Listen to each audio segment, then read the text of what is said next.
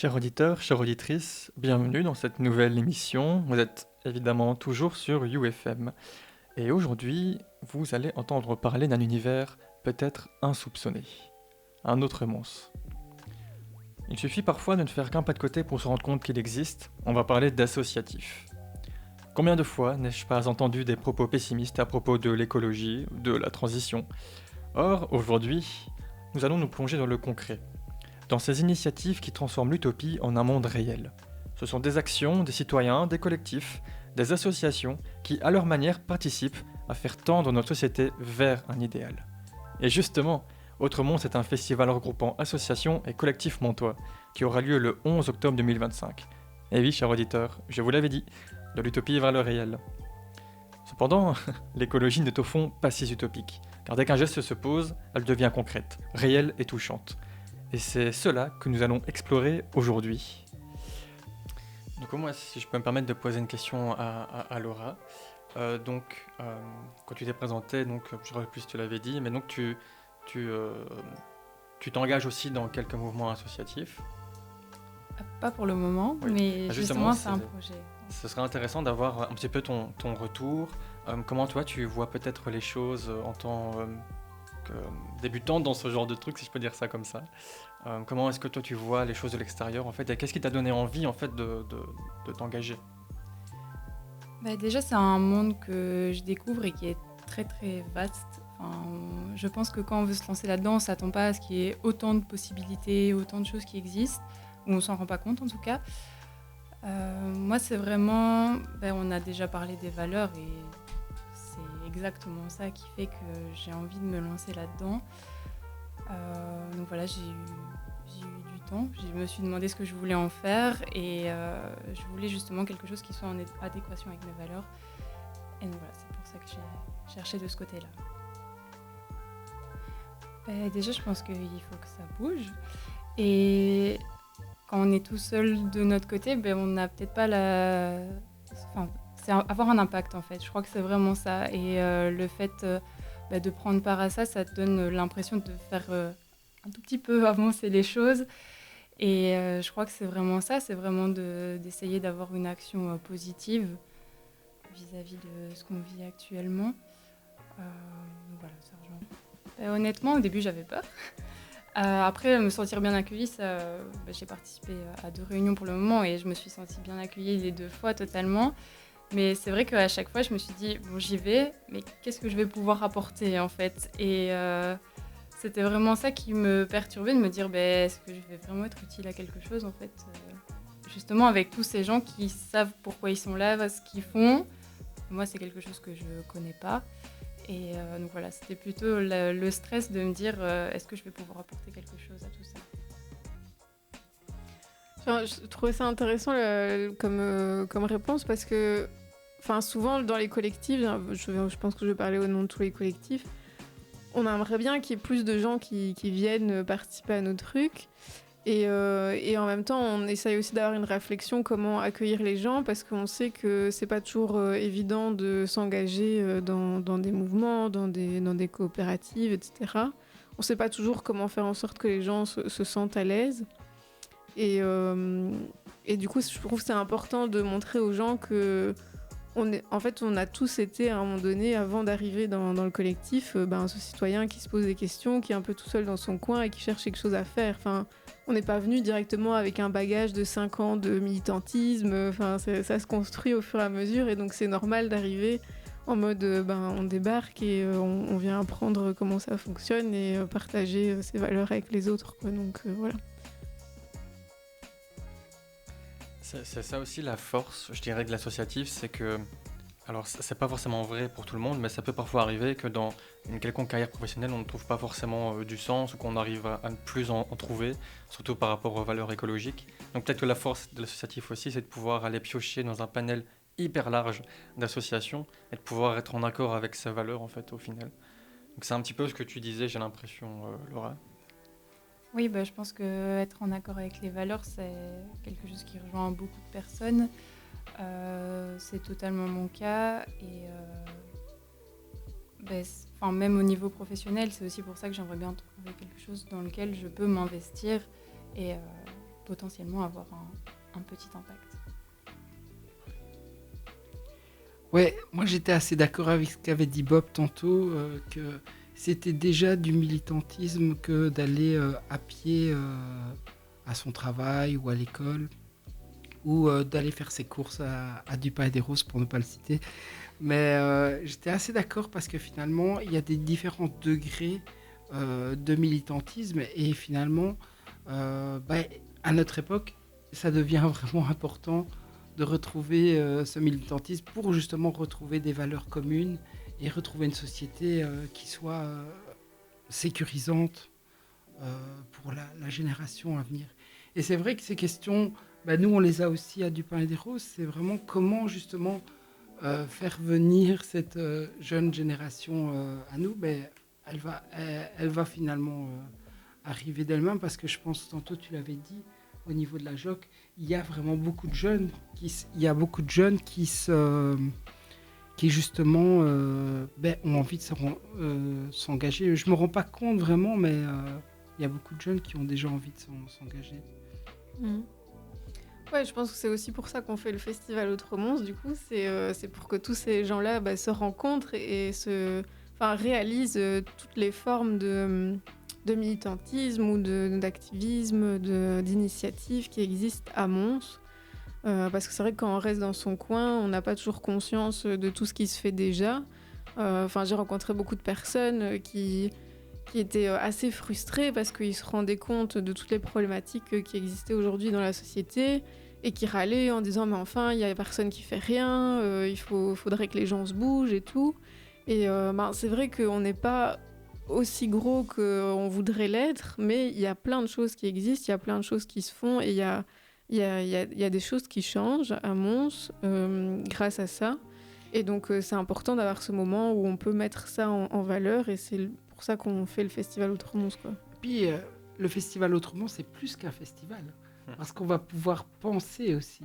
Il y aura des balades, il y aura des stands avec des producteurs, avec différentes associations, mais il y aura aussi des ateliers pour penser un petit peu autrement Mons. Et il y aura aussi un ciné-débat, Et ouais. qui avait été dit tout à l'heure, au Plaza Art. Oui.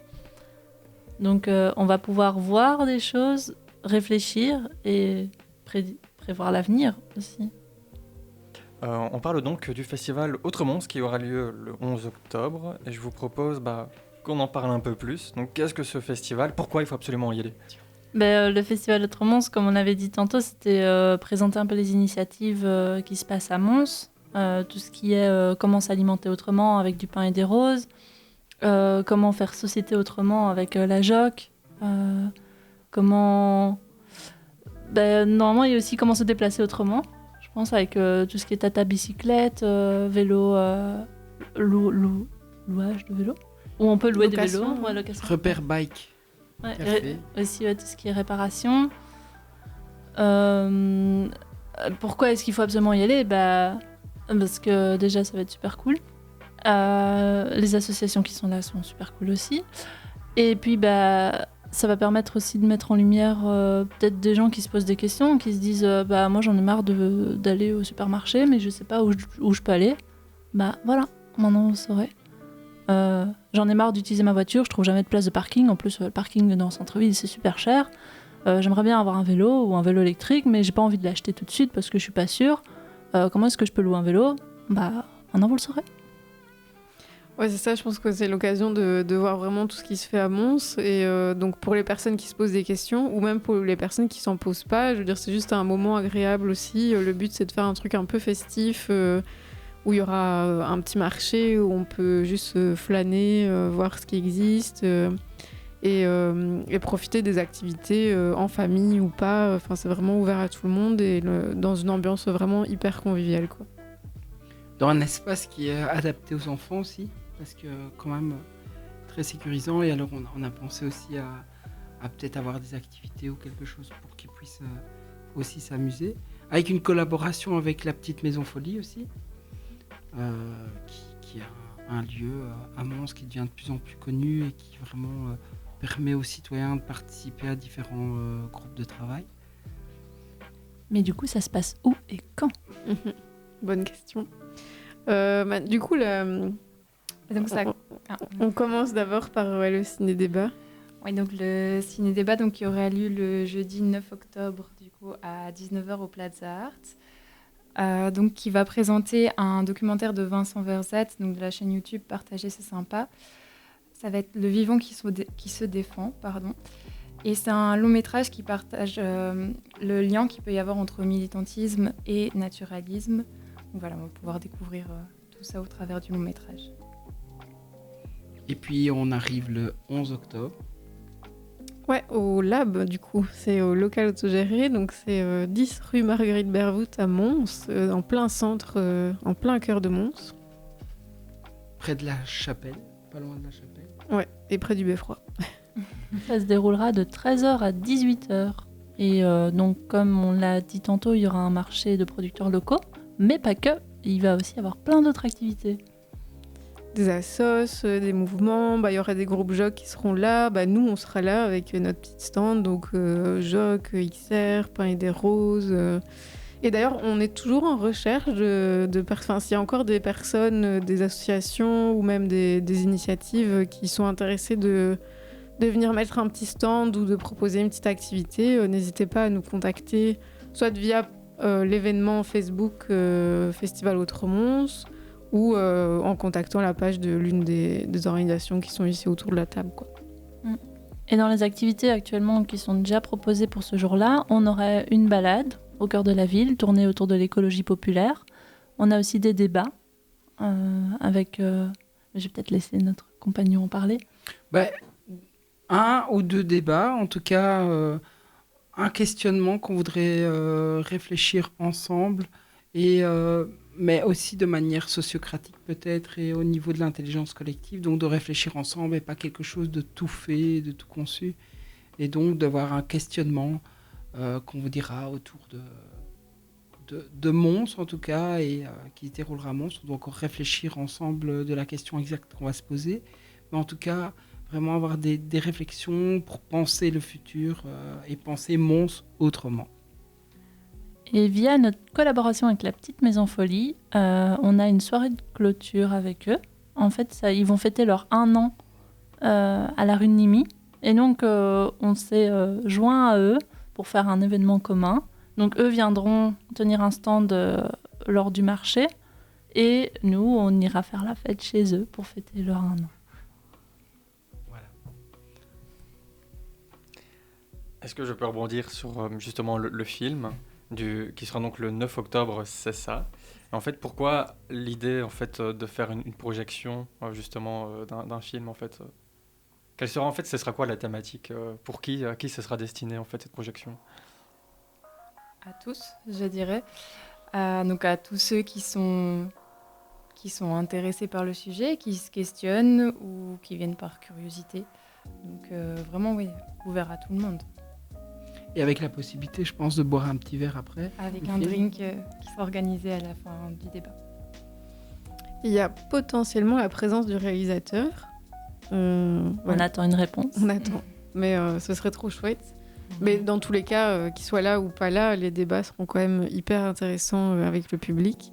Et ce qui est assez intéressant avec ce film, c'est le fait de mettre en parallèle l'activisme avec l'aspect naturaliste. D'ailleurs, c'était un peu une condition pour pouvoir diffuser le film, c'était que si des associations veulent le diffuser, il faut contacter une association qui est sur le sujet de la biodiversité, de la protection de la nature, pour que le débat puisse aussi être alimenté par les deux côtés, parce que souvent on oublie de faire le lien entre les deux. Et du coup, c'est pour ça qu'on a invité le parc naturel des Hauts-Pays à participer au ciné-débat. Ouais. Finalement, le festival, c'est aussi un petit peu ce combat, ce double questionnement entre l'activisme et le naturalisme. Puisqu'il y a vraiment les producteurs qui sont là et en même temps des actions comme Extinction Rebellion qui se rencontrent.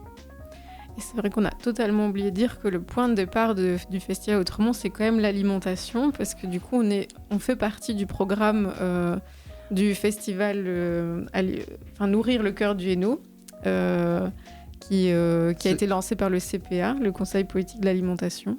Ouais, qui se déroule tout le mois d'octobre au niveau du cœur du Hainaut. Programme qui est soutenu par Hainaut et Développement. Et donc, on va se retrouver un petit peu dans ce programme. Ouais. Et en fait, dans toutes les années où on a fait le festival, l'alimentation a toujours été le point de départ, parce que le point de départ, en fait, c'était un marché des producteurs. Et de toute façon, l'alimentation, c'est vraiment une thématique qui se retrouve un peu dans toutes les luttes et qui concerne vraiment tout le monde. C'est quelque chose qui rassemble, mais qui peut aussi diviser. Et qui pose question tant au niveau écologique, mais aussi au niveau, par exemple, du partage des tâches, de la manière aussi dont on cuisine culturellement. De la logistique. De la logistique. Comment on amène l'alimentation. Ouais. Et la santé, le bien-être, ça pose vraiment question dans toutes les sphères de notre vie et dans toutes les sphères du militantisme. Et du coup, ça nous semble intéressant de le mettre en point central. Même la justice sociale, l'accès à l'alimentation qui n'est pas la même si tu as un petit revenu ou un grand revenu. L'accès à une alimentation durable qui, pour l'instant, n'est pas accessible à tous. Voilà, c'est des grosses questions qui pourront aussi être abordées pendant notre festival. Oui, c'est des sujets de société en tout cas qui marquent les débats actuellement. Donc c'est chouette d'avoir un festival justement qui va aborder ces questions-là. Ça donne envie en tout cas d'y aller et pourquoi pas y participer aussi. Il nous reste un petit peu de temps. Est-ce que je pourrais vous demander peut-être, si vous le pouvez, de résumer en quelques minutes, assez brièvement en fait, vos différentes associations pour marquer le mot de la fin. Voilà. Je commence du coup. N'importe. Du coup, pour la JOC, donc pour la jeunesse organisée combative, donc organisation de jeunesse qui est ouverte à tous les jeunes de tout horizon, de 16 à 35 ans. Enfin, n'hésitez pas vraiment à nous contacter sur les réseaux sociaux, Facebook, Instagram. Et donc nous, on s'est relancé dans ce festival Autre-Mons parce que ça nous semble primordial que la jeunesse fasse partie de cette transition et de la construction du monstre de demain. Et pas seulement au travers des questions écologiques. Donc c'est vraiment rappeler que la transition, elle se fait à tous les niveaux et notamment sur les questions des discriminations que les jeunes peuvent vivre dans leur quotidien au niveau du sexisme, du racisme. Voilà, c'est toutes des questions qui seront aussi posées pendant le festival et qui sont travaillées toute l'année, quoi. Et donc venez nous rencontrer pendant le festival Autre-Mons. On fera notamment de la sérigraphie ainsi que XR normalement. Donc il y aura un atelier sérigraphie qui sera hyper chouette pour customiser vos t-shirts, vos tote bags et tout ça. Donc ça va être trop cool. Espacerie du pain et des roses. Vous pouvez nous retrouver sur dupainetdesroses.be. Également sur Facebook, espacerie dupainetdesroses.be. Non, il n'y a plus de .be à Facebook. Alors voilà, nous, on est un magasin coopératif et participatif. Et donc, les clients sont des membres et font partie de l'intelligence collective qui gère le magasin. On se situe à Mons, 6 rue de la Grande Triperie. C'est une rue quand même assez connue à Mons. On est dans le centre Mons. On est ouvert le samedi et le lundi. Le lundi de 17h à 19h, le samedi de 10h30 à 16h. Et voilà, donc on est bien sûr ouvert à tout le monde. Le principe, je rappelle, c'est une personne par ménage qui donne 3 heures de son temps par mois. Et on a participé au festival Autre-Mons depuis le début. Et parce que effectivement, l'alimentation, c'est vraiment un sujet central au niveau du pain et des roses. Et donc, on tient à cœur au niveau de notre initiative de respecter et de supporter au maximum les producteurs locaux. Pour Extinction Rebellion, Mos Borinage et Centre. Donc nous, on fait la majorité de nos réunions au lab, au local autogéré à la rue Marguerite Bervoud à Mons. Tout le monde est le bienvenu, toutes et tous. Vous pouvez nous contacter aussi sur les réseaux sociaux, via Facebook, Extinction Mons Borinage et Centre. Extinction Rebellion, Mons Borinage. J'ai oublié le Rebellion. Et sur Facebook, c'est XR Mons Borinage, ou c'est Extinction Rebellion en entier. Enfin, testez les deux, vous trouverez. Donc vous nous envoyez un petit message si vous êtes intéressé de rejoindre le collectif. Aussi, je tends à spécifier que on fait de la désobéissance civile, mais pas que. Comme par exemple, ici, on participe à l'organisation du festival Autremons. Donc en fait, tout le monde est bienvenu et n'est pas obligé d'aller jusqu'à la désobéissance civile, quoi. Il y a plein d'étapes avant, la sensibilisation, la manifestation, etc. Donc je pense que chacun peut s'y retrouver. Voilà. Chacun, chacune. Du coup, Laura, il faut te suivre sur les réseaux sociaux aussi. Laura, Laura, pourquoi un citoyen doit s'engager, participer pour sa ville? Pour demain, je dirais, pour tout ce qui va arriver et pour pouvoir mettre des choses en place ensemble.